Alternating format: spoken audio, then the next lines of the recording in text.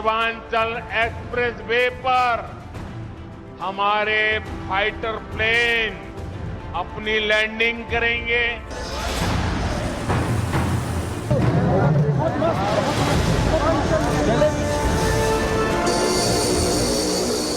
इन विमानों की गर्जना उन लोगों के लिए भी होगी जिन्होंने देश में डिफेंस इंफ्रास्ट्रक्चर को दशकों तक नजरअंदाज किया।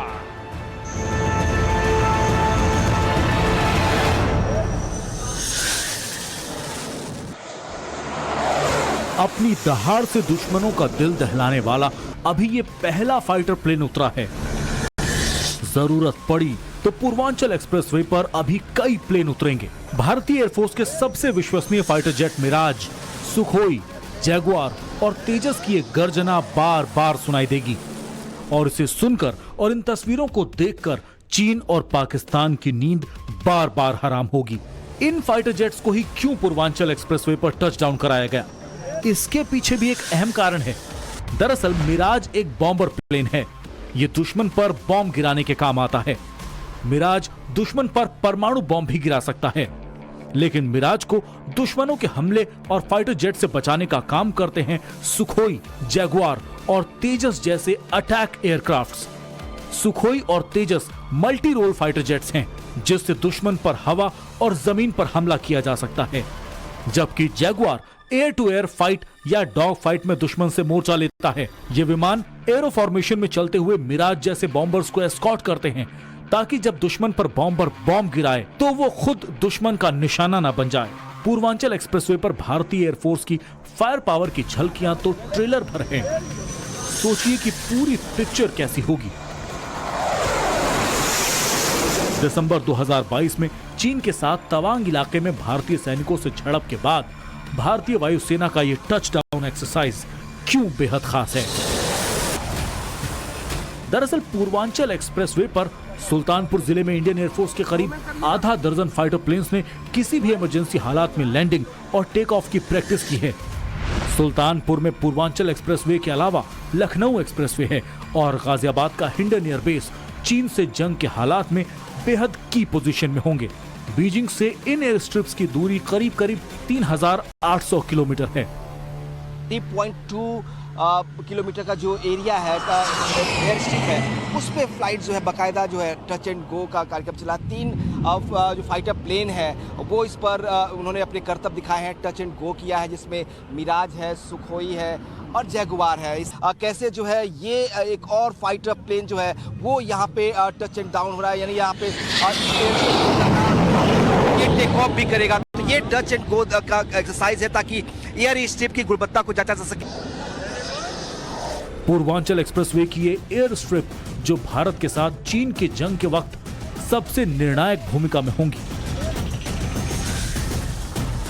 करीब 1.5 साल पहले नवंबर 2021 में प्रधानमंत्री नरेंद्र मोदी ने पूर्वांचल एक्सप्रेसवे पर इस एयर स्ट्रिप का उद्घाटन कर एक्सप्रेसवे को देश को समर्पित किया था। प्रधानमंत्री खुद सेना के जहाज से एक्सप्रेसवे पर उतरे थे और दुनिया को संदेश दिया था अपने दृढ़ निश्चय का, अपनी दूरदृष्टि का। जो इनकी यहाँ पे एयर स्ट्रिप बनी है, ये बेसिकली इमरजेंसी लैंडिंग के लिए बनी है। In case there is a war like situation तो ये एयर स्ट्रिप यूज होनी है, उसी से संबंधित प्रैक्टिस एक्सरसाइजेस इन लोगों ने यहाँ रखी हैं। इसको इमरजेंसी लैंडिंग फैसिलिटी कहते हैं। ये फैसिलिटी हम लोग गंगा एक्सप्रेसवे पे 3.5 किलोमीटर लेंथ की बना रहे हैं और आगरा लखनऊ एक्सप्रेसवे पे भी इतनी 3.2 किलोमीटर की ये लैंडिंग फैसिलिटी है। तो मतलब 3 हो जाएगा, 2 ऑलरेडी है, हम तीसरा बनाने जा रहे हैं। में 3 हो जाएंगे। पीएम मोदी देश की सुरक्षा को जल, थल और वायु यानी हर ओर से सुनिश्चित कर रहे हैं। उन्होंने देश के विकास और सुरक्षा के लिए अगले कई दशकों का खाका खींच दिया है। जितनी जरूरी देश की समृद्धि है, उतनी ही आवश्यक देश की सुरक्षा भी है। यहां थोड़ी देर में हम देखने वाले हैं कि कैसे अब इमरजेंसी की स्थिति में पूर्वांचल एक्सप्रेसवे हमारी वायुसेना के लिए एक और ताकत बन गया है। अब से कुछ ही देर में पूर्वांचल एक्सप्रेसवे पर हमारे फाइटर प्लेन अपनी लैंडिंग करेंगे। इन विमानों की गर्जना उन लोगों के लिए भी होगी जिन्होंने देश में डिफेंस इंफ्रास्ट्रक्चर को दशकों तक नजरअंदाज किया।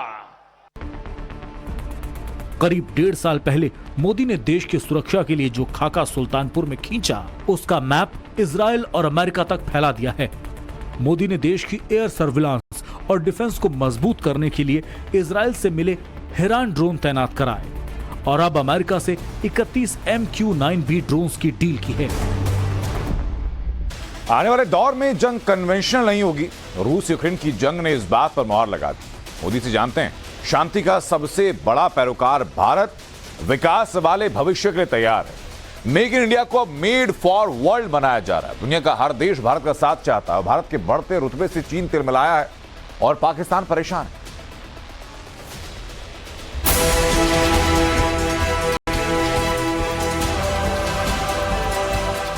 भारत से अगर चीन की जंग होती है तो इमरजेंसी की ऐसी स्थिति में अटैक, काउंटर अटैक और डिफेंस का सबसे ज्यादा दारोमदार एयरफोर्स पर होगा। भारत की एयरफोर्स चीन पर 3 तरफा अटैक करेगी।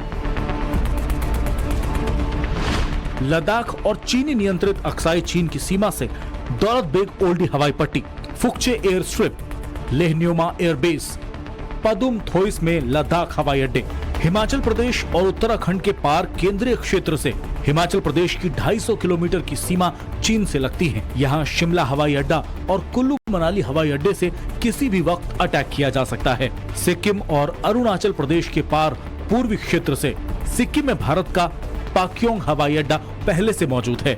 अरुणाचल प्रदेश में आलो, मेचुका, पासीघाट, तवांग में वायुसेना स्टेशन है और पूर्वोत्तर में चाबुआ, जोरहट, तेजपुर और हाशीमारा एयरबेस से। इसके अलावा भारत ने न्योमा एडवांस लैंडिंग ग्राउंड को भी अपग्रेड कर रहा है। अभी न्योमा एयरबेस पर अपाचे, चिनूक, Mi-17 और C-130J जैसे हेलीकॉप्टर उतर पाते हैं। अपग्रेड होने के बाद तेजस और मिराज सहित सभी लड़ाकू विमान इससे उड़ान भर सकेंगे।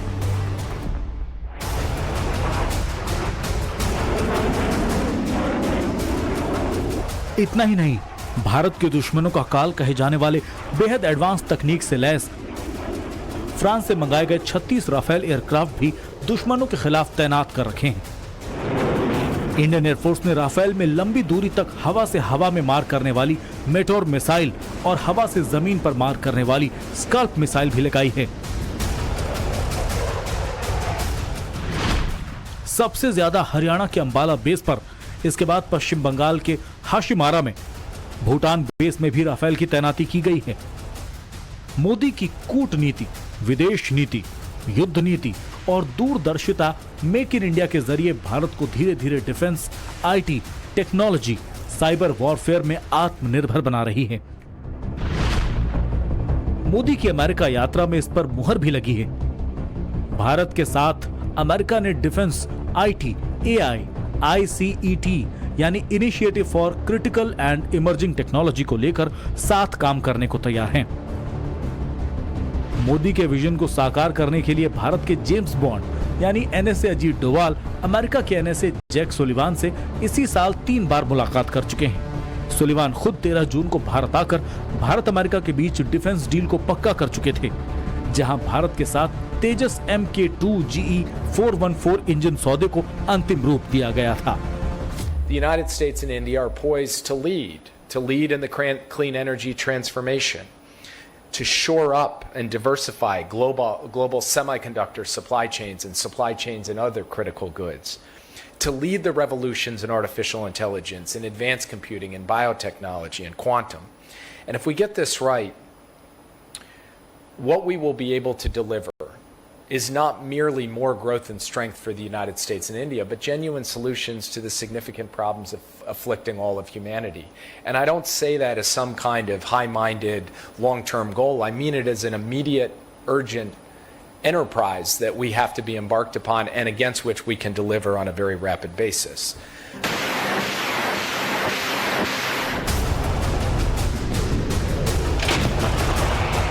भविष्य के युद्ध कन्वेंशनल वॉरफेयर से बिल्कुल अलग होंगे। रूस यूक्रेन जंग में इसका ट्रेलर भी दिख चुका है। रूस का इंटरनेट बंद करने और स्विफ्ट गेटवे बंद करके अमेरिका ने इसे साबित भी किया है। चीन की साइबर सिक्योरिटी का मुंहतोड़ जवाब देने के लिए अमेरिका के साथ मिलकर भारत ऐसे हथियार बनाएगा कि ड्रैगन त्राहिमाम तो करेगा ही, रूसी हथियारों पर भारत की डिपेंडेंसी भी खत्म हो जाएगी। This year, I had gone to Washington and held discussions with Mr. Jake Sullivan and my other friends there, including the people in the business and industry. I was very excited about the idea of this technology cooperation, of this critical and emerging technologies. Today, I'm much more confident and hopeful. And it is because of not what has happened between the governments. It is more because how the response was of the industry, of the business, of the scientists, of the research scholars, of our institutions. We have been able to kickstart the Indo-US Quantum Coordination Mechanism. We have signed an MOU on semiconductors. The initiative on public-private partnership on telecommunication, engaging stakeholders from the government, industry, and academia to further open collaboration in open RAN, that is the rapid access this thing, and 5G and 6G of ISET, very bright. Bharat को भविष्य की दुनिया में top पर ले जाने के लिए भारत के पीएम और एनएसए अजीत डोभाल बेहद सीक्रेट तरीके से पिछले 6 महीने से काम कर रहे थे। इस दौरान quantum technology, high performing computing, jet engine technology, युद्ध से जुड़ी हुई तमाम तकनीक और सहयोग का पूरा रोड मैप तैयार किया गया। जनवरी के बाद डोवल और सुलिवन मई में भी मिले। जिस ICET यानी initiative on critical and emerging technology के लिए भारत और अमेरिका ने हाथ मिलाए हैं, वो चीन के साइबर वॉरफेयर को काउंटर करने के लिए बेहद कारगर हथियार है। अब बेहद सेंसिटिव और कॉम्प्लेक्स तकनीक में चीन सेंधमारी नहीं कर पाएगा। मुंबई पावर ग्रिड फेल जैसे हादसे नहीं होंगे। भारत का स्पेस प्रोग्राम और तेज होगा। हालांकि इसकी शुरुआत इस साल जनवरी में हो गई थी, लेकिन आधिकारिक घोषणा पीएम मोदी की अमेरिका यात्रा के दौरान की गई। भारत अमेरिका डिफेंस डील के बाद मेक इन इंडिया के जरिए अब भारत में ही फाइटर जेट के इंजन बना करेंगे। भारत अपने